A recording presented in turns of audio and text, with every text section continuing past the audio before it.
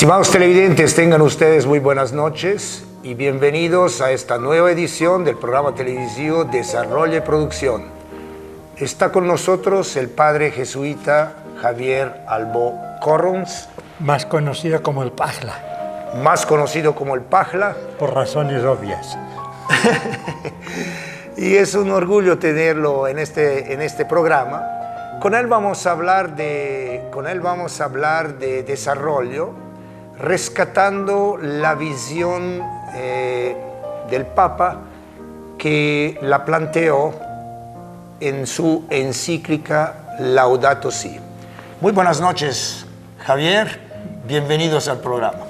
Yo muy feliz de estar aquí contigo. Una maravilla. Bueno, para empezar, ¿qué es una carta encíclica? Bueno, depende, porque algunas encíclicas han sido muy profundas, pero difíciles de leer, ¿no? Esta, en cambio, para empezar, ya tiene su título en el dialecto umbral de la Umbría, ¿no? Que fue anterior a que existiera la lengua unificada italiana. Y tiene su título está entonces en este Laudato Si, en un dialecto local que tenía Francisco de Asís. Es una carta oficial que, por lo tanto, en cierta forma marca las líneas que quiere el Papa en lo que sea, ¿no? Y en este caso es una encíclica que no va dirigida solo a los católicos, sino a toda la humanidad. Y casi podríamos decir a toda la creación. Exactamente, es decir, me parece que tiene digamos un impacto que es universal. Sí. Y normalmente el Papa se dirige a los feligreses católicos, en este caso se dirige a todos los hombres y mujeres de buena voluntad. Sí. Y habla de la creación. Eso, el Papa quiere rescatar la mayor ternura que Francisco de Asís nos enseñó en mantener con todas las criaturas. Así es, quizás incluso con la hermana Pulga. Sí.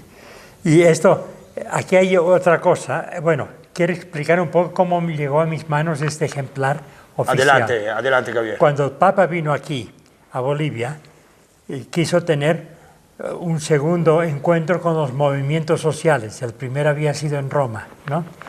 Y entonces trajo 1500 ejemplares de esta encíclica para que tuvieran todos los miembros de la reunión de movimientos sociales, lo cual creo que fue una idea muy buena.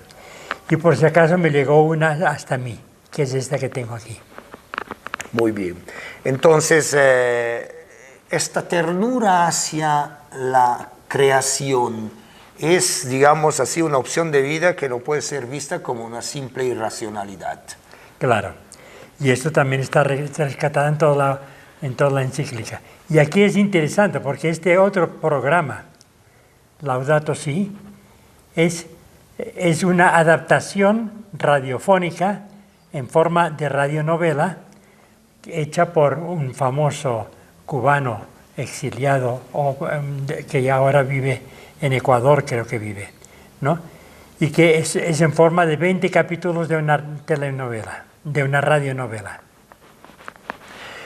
Laudato Si, tal vez para los estimados televidentes, es, como nos había anticipado Javier, es una poesía, en realidad es una oración que escribió Francisco cuando, maravillados por la obra de la creación, prácticamente alababa al Señor por todos los seres que estaban alrededor suyo. Y frente a lo que está sucediendo ahora en nuestro mundo, la crisis ecológica tiene raíz humana, lo dice precisamente la encíclica. La crisis ecológica, el calentamiento global, el desastre por deforestación, las catástrofes naturales que tienen una incidencia más regular, tienen raíz humana. Sí. Y por eso, como él quiere ir no a poner paliativos a esas crisis, sino a darle remedio de fondo, se remonta varias veces en la propia encíclica a mitad del siglo XIX, como que es el momento en que se puso de moda una cosa que hasta ahora todo el mundo cree que es que desarrollo quiere decir crecimiento económico sin ningún límite, y que esta es la causa de que pasen muchas de las cosas que pasan ahora. Por lo tanto, tenemos que volver a cosas anteriores, a visiones anteriores a cuando empezó este capitalismo. Hay una oración que siempre recordamos, grito de los pobres, gritos de la tierra. El clamor de los pobres y el clamor de la tierra, algo así. Es una frase de Leonardo Boff, que fue de los primeros teólogos de la liberación, que enseguida se dio cuenta de que no podía hablar a favor de los pobres, sino hablaba también al mismo tiempo a favor de la tierra, ¿no? Ese también es de los famosos porque un papa anterior le tapó la boca, no le dejó hablar más y le quitó una cátedra que tenía en un sitio de formación de nuevos curas y obispos. Exactamente. A partir de esta relación donde tenemos el clamor de los pobres y el clamor de la tierra, el Papa va diseñando un término, ecología integral.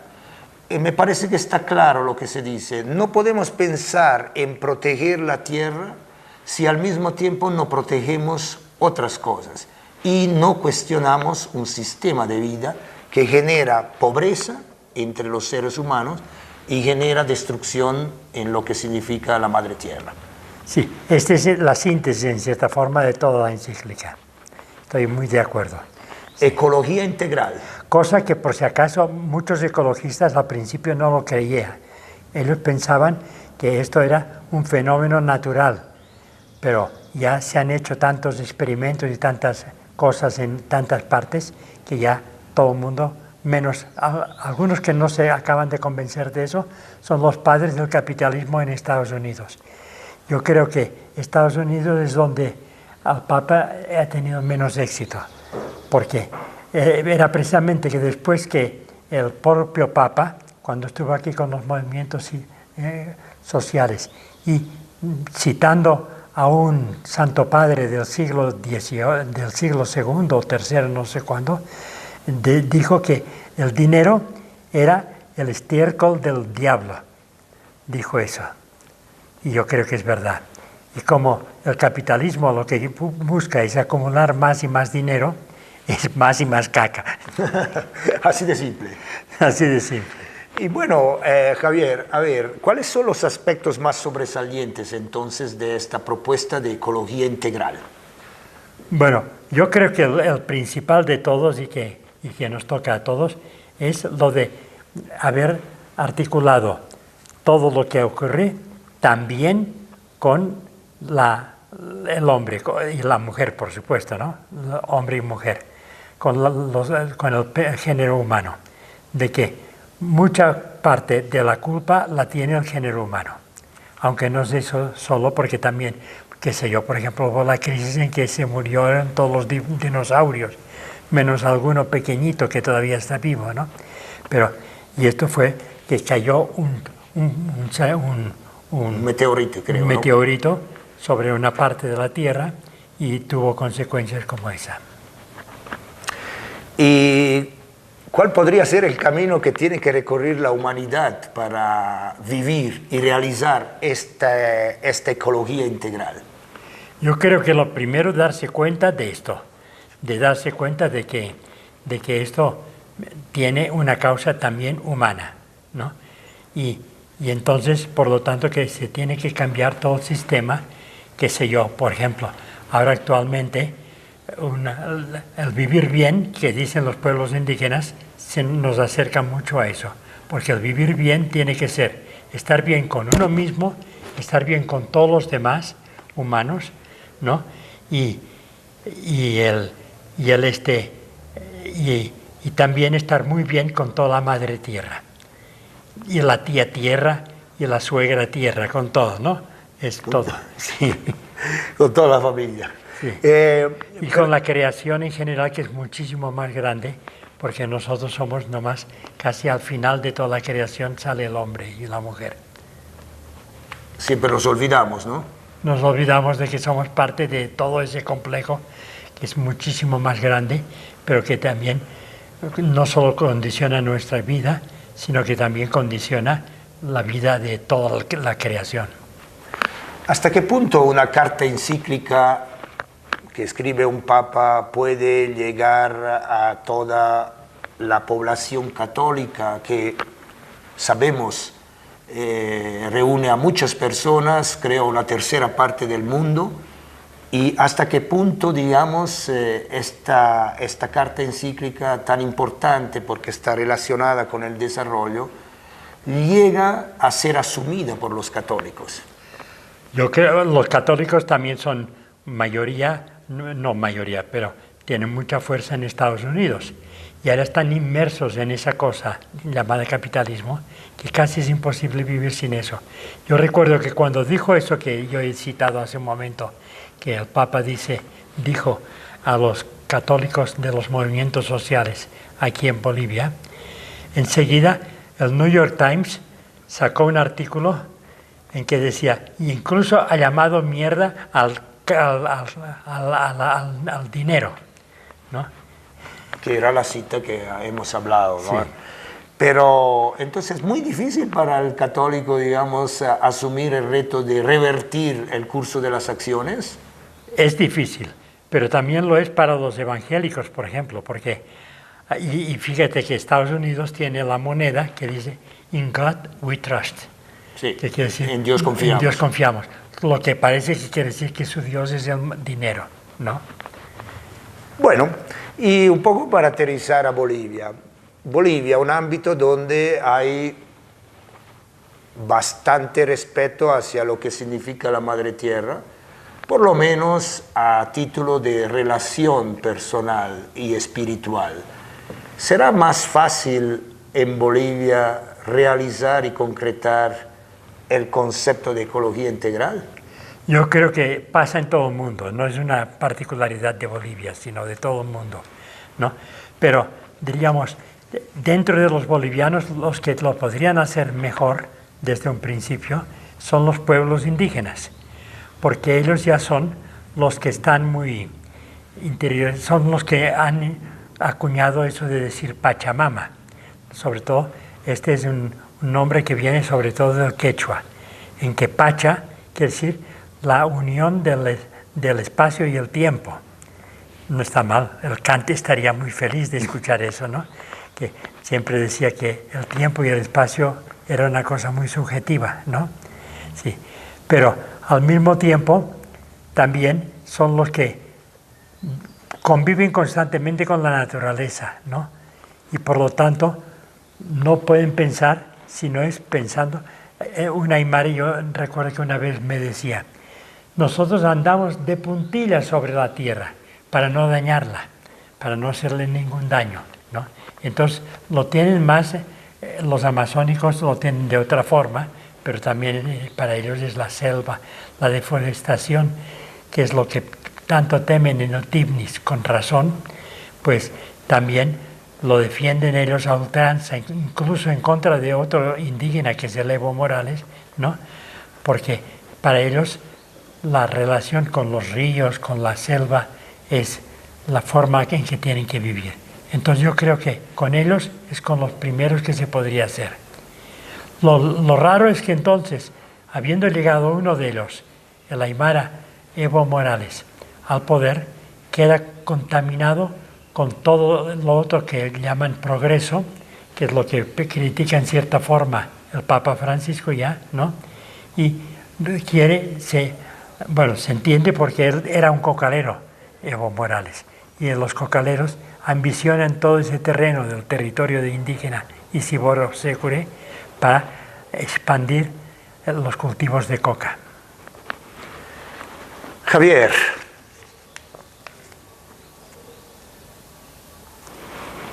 coherentemente, de acuerdo al sano ama chin, decir lo que tenemos que decir. esta encíclica puede ser real o simplemente es un idealismo. Yo creo que debe ser un idealismo, pero un idealismo eficiente, que se puede hacer, ¿no? Y por eso también yo dije a la machín, ¿no? Que yo ya tengo una casa, Carlos, te lo digo a ti porque tú eres de aquí de la universidad. Aquí hay una cosa que esto lo tienen que pasar rápidamente a la radio universitaria para que haga traducciones al quechua, al aymara, al guaraní y a otros idiomas. Porque ya es esta misma encíclica, pero hecha bien leíble para toda la gente. Y si no está en esas lenguas, que son fundamentales para el Estado plurinacional de Bolivia, ¿no? Los primeros que lo tendrían que hacer y que lo saben hacer, como son los del TIBNIS, etcétera, etcétera, no saben necesariamente mejor el castellano, sino que tendría que estar en sus lenguas. Entonces, ya te encargo a ti, Carlos, que des este mensaje y por supuesto que escuchen el programa y eso, que lo des, pero con calor y eficiencia a los de la radio universitaria. Una maravilla. ¿Qué es lo que buscamos entonces? Nos decías, Javier, que bueno, los indígenas de alguna manera ya viven con toda naturalidad de esta relación con la naturaleza. ¿Y por qué nosotros tenemos que mandarles este mensaje a ellos? Espero con la abertura suficiente para recibir de ellos también un mensaje. Porque en realidad el Suma Camaña, como decimos en Aymara, ¿no? Está siempre entreverado como yin-yang con el Sahara Camaña, con el vivir mal, ¿no? Está todo entreverado. Y entonces hay que ver cómo decirles cosas que vayan a vivir bien, bien, bien, ¿no? Que no es lo mismo que vivir mejor, porque mejor parece, en Aymara al menos, se entiende que unos viven mejor y los otros peor, a costa de los que viven mejor. De acuerdo. La encíclica entonces de alguna manera genera un gran debate en la humanidad toda. Ha sido publicada en el año 2015. Y en mayo casi son 3 años. Sí. ¿Cuáles son los avances que se han podido, digamos, observar a partir de su publicación? Bueno, uno es esta conversación que tenemos aquí, por ejemplo. Nunca la hubiéramos tenido si no hubiera sido porque el Papa la había publicado, ¿no? Sí. Y pero en términos generales. Yo creo que este Papa, junto con Juan XXIII, son los más abiertos a todo el mundo, moros y cristianos, todos, lo que escriben es para todos ellos, ¿no? Y entonces, por lo tanto, es una encíclica que va a toda la humanidad. Por ejemplo, los budistas, yo creo que lo recibirían muy bien eso también, porque los budistas hablan del silencio de Dios. Dios es tan grande que no podemos hablar sobre él, cosa que no habría teólogos entonces, ¿no? Sí. Bueno, los budistas lo viven en la práctica, ¿no? Claro, sí. Y nosotros no tenemos una línea muy franciscana, muy pocos, digamos, hemos adoptado un poco esa línea de esta relación con la naturaleza. Sí, por eso insisto en que esta cuestión que te encargo a ti, Carlos, ya he visto que pasábamos junto a la radio, ¿no? Sí. Perfecto. Para terminar el programa, ¿cuál es el legado que nos deja Padre Javier Albó? ¿Cómo es el título del libro? Un incansable curioso. Un curioso incorregible. Ah, ya. No solamente incansable, sino incorregible. Incorregible, sí. El ser curioso me ha abierto puertas por todas partes, porque siempre he querido ver las causas de eso y empezar, por ejemplo, en los primeros cursillos que hacíamos como PSIPCA, siempre añadíamos la pregunta, kunatsa, es decir, ¿por qué? ¿No? Y recuerdo una vez que estábamos haciendo un curso para dirigentes de colonización en que me invitó a ir al curso ese el obispo metodista Mortimer Arias. Pero yo llegué sin que lo supieran los que estaban organizando el curso. Y por lo tanto llegaba como un intruso, una especie de intruso, ¿no? Y entonces me ayudó a abrirme camino allá para que me aceptaran, que uno de los que organizaba el curso, que se llamaba Capobianco, nombre bien inglés, ¿no? bien italiano.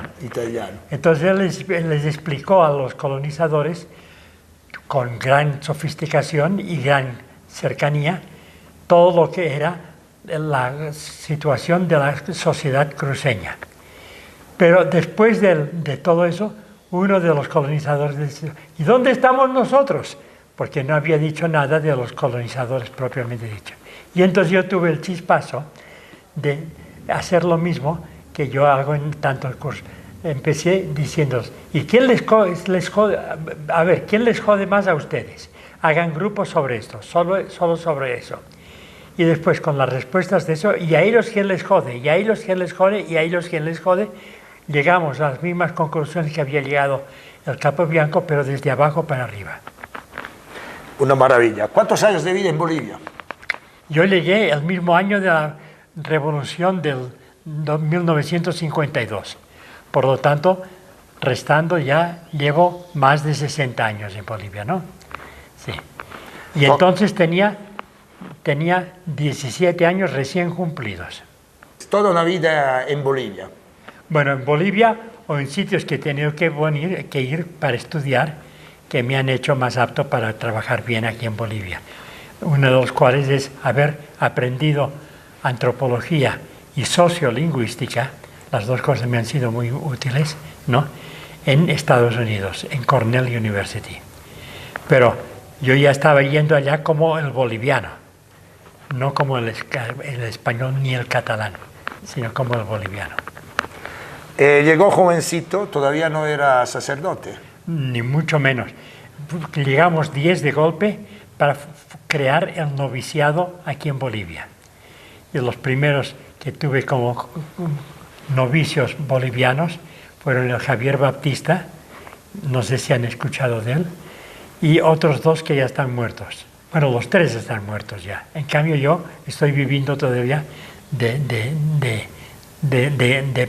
prestado, porque con mis 83 años cumplidos ya tendría que estar muerto y difunto. Y hace años que soy estadísticamente un cadáver. No sea así. No me preocupa, porque vivo en la calle Esperanza, en la Casa Esperanza, que es de viejitos y enfermos, y todos estamos muy esperanzados. Muy bien, muchísimas gracias Javier por haber estado con nosotros. Tenemos, estimados televidentes, un legado. Somos parte de la preocupación para realizar mejores relaciones entre nosotros, entre los semejantes, y mejores relaciones con la naturaleza.